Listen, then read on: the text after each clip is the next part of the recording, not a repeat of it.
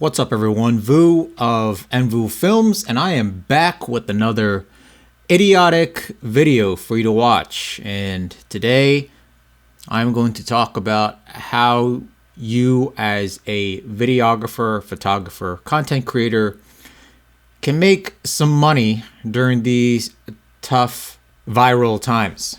I am affected by it. Obviously, I am a wedding filmmaker. On the weekends and on during the evenings after I get home from work. My regular day job is a videography director at a marketing firm here in Maryland. So how I've been affected by this, I've already had one pending cancellation for the wedding. It's most likely going to be canceled, and based on the circumstances, there will be refunds that I have to do for this.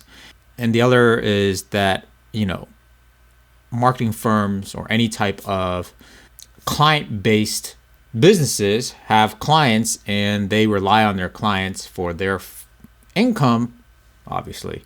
And a lot of clients during these tough times are cutting back. So because there's some cutbacks, my pay for my day job has also been slightly cut back, and that is an effect. So yeah, it's a bit worrisome, but hey, I try to think positive. I try to do what I can to move forward, and as long as I can provide for me and my family, we're good to go. So, there's a lot of others who are probably not as fortunate, and if you're a content creator, if you're a photographer, videographer that where like the bulk of your income comes from wedding photography, wedding videography, event photography, anything that involves a lot of people gathering at one place. Obviously you can't do that at most places these days. So how do you make some additional income for yourself during this time of need? One is obviously starting a YouTube channel. Right now I have lights set up back here. That's my usual place where I do my YouTube videos, over there at that table. But I decided to just sit at my desk today, as I am also remote working for my regular day job. This is where I work and do all my editing. So literally I have my computer and my computer screen right in front of me, and I'm actually using my computer screen with just a white screen as a key light here. And I actually have the window in front of me, and it's completely wide open to give me some lighting.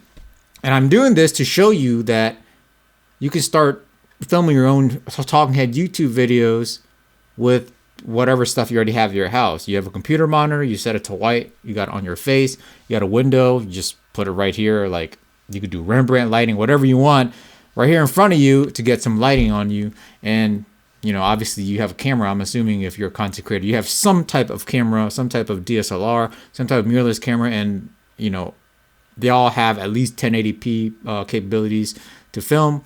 Worst comes to worst, hey, just pick up your cell phone and use that. As long as you have some good lighting on you, the footage should look good enough for YouTube content, in my opinion. So that's one way you could start trying to build YouTube channel and possibly make some income off of. However, obviously that's not immediate income, because YouTube takes quite a while to build, to even make anything. So the other way to make quick income is with your gear.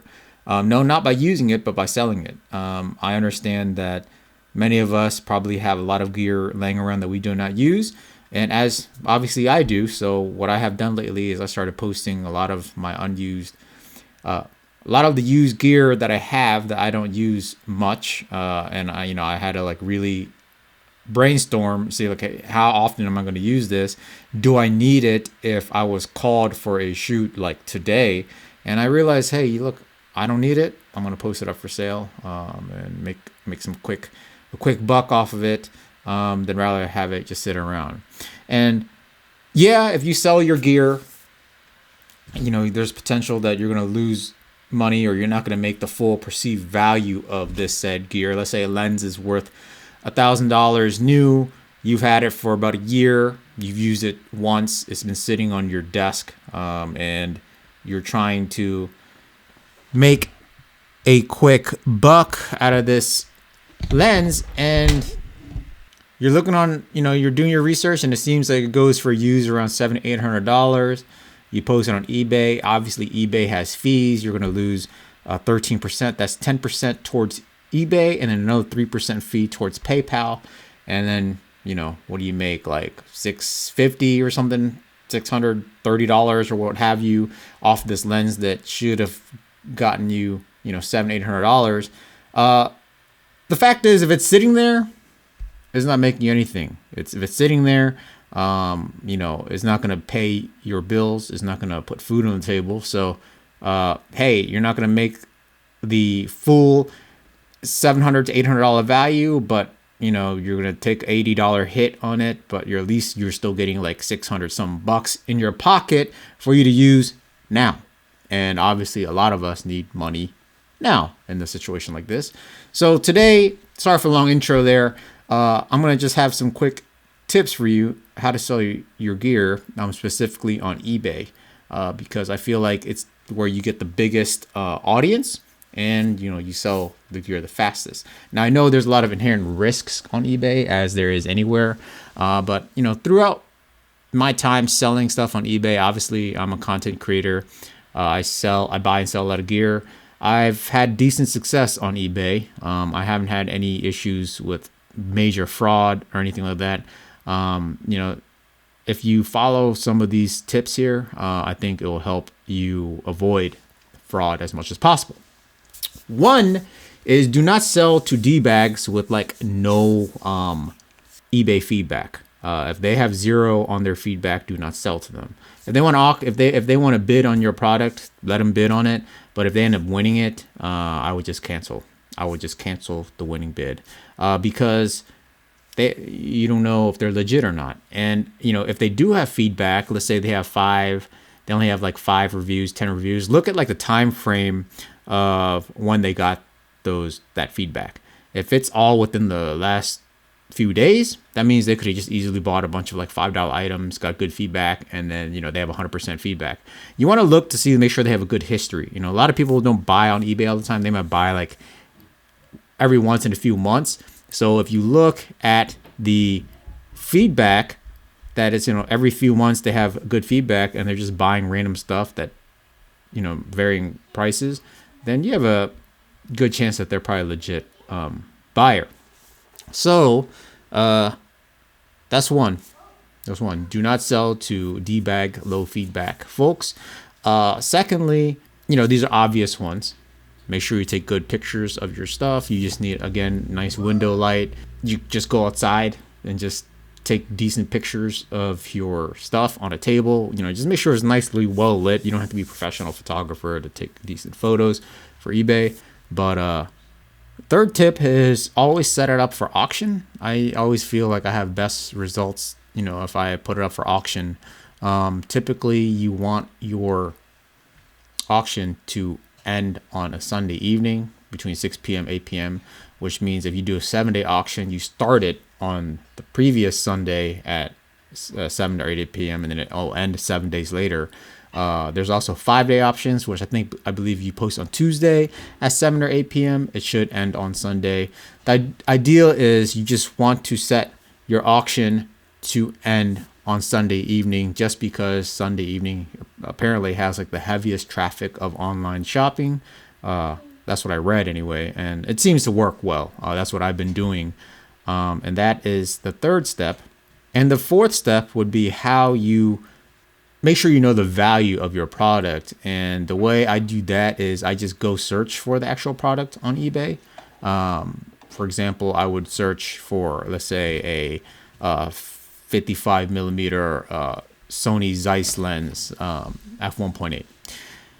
I search that, a bunch of listings comes up for sale. You want to do a filter of the sold items, and then you'll see the most recent items, that are the same as yours that you're trying to sell, that is sold. And then you get an idea of how much you should be getting for it. And then if you're satisfied with that amount, that's what you should aim for. A lot of other things I do is I just kind of, if an item's like $800, and if I want to get around $800 for it, I'll probably set the starting bid at like $399, have a buy it now price of $800, and you go from there. I always do I do buyer pays for shipping. I never do that free shipping stuff because shipping all around the country could go for like a lot. You know, other options is they allow you to do global shipping too. I do not do global shipping. I do only ship in the United States. I'm from the United States, so I only ship in the United States. I don't do any global shipping.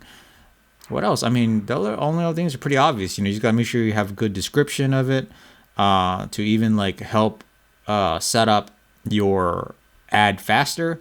If you do a search for an item, let's say that lens, and then you go to you look at it, there's an option when you look at certain items, says sell one like this, or something of that nature. And then you click that, and then it will just take all the information from that posting, copy most of it over for you, and then all you gotta do is change some stuff. You gotta change maybe the title a little bit if you want, add your own information, description. If it's used item, describe how it is, describe if there's any scuffs on it, etc. Just be very descriptive, be very detailed, and post your own pictures on there, and yeah, you should be good to go. Look, I know it's hard to let go of some of the gear that you have. I know it's difficult, especially if you've been collecting them and it looks good on your shelf. But in times like this, if you're in need of cash, you just have to make that decision. Hey, look, like I really do not need this macro lens. I only shoot macro like once in forever. And honestly, if I really do need to desperately shoot macro, I probably have another lens that has pretty good close focusing capabilities, and you can do crop-ins and then get a close-up shot that way. You don't necessarily need that macro lens. Maybe you should get rid of it. Or if you have like those extra whatever, you could sell anything on eBay. It doesn't even have to be a lens. It doesn't have to be something expensive. It could be used backpacks. I've sold used clothes on eBay before, used boots, used purses, just anything that's used that you have that might be worth $50. I would just give it a shot. Maybe even $20-$30 you could probably even sell. People will buy anything on eBay. I've sold all different kinds of stuff. I've sold used shoes, used cleats on eBay. You could sell anything on there. Hey. So yeah, that is my tips for you in terms of trying to sell stuff on eBay. Obviously, there's a lot of options like Facebook and stuff, but that might take a while. Sometimes Facebook could be pretty shady. You can't really track it. At least eBay, although eBay is more buyer friendly, at least there's ways you can protect yourself on eBay, I think. And I've had good luck. I've sold so much stuff on there. Just make sure people have good feedback. Make sure you have good descriptions. Make sure you take good pictures, and make sure you ship fast. So as soon as they buy it, try to ship it within the next couple of days, just, so you don't look shady yourself and they give you a bad review. That's it, guys. Sorry, no jokes in this one. It's pretty serious matters, but maybe, I just thought I'd try to help out. So until next time,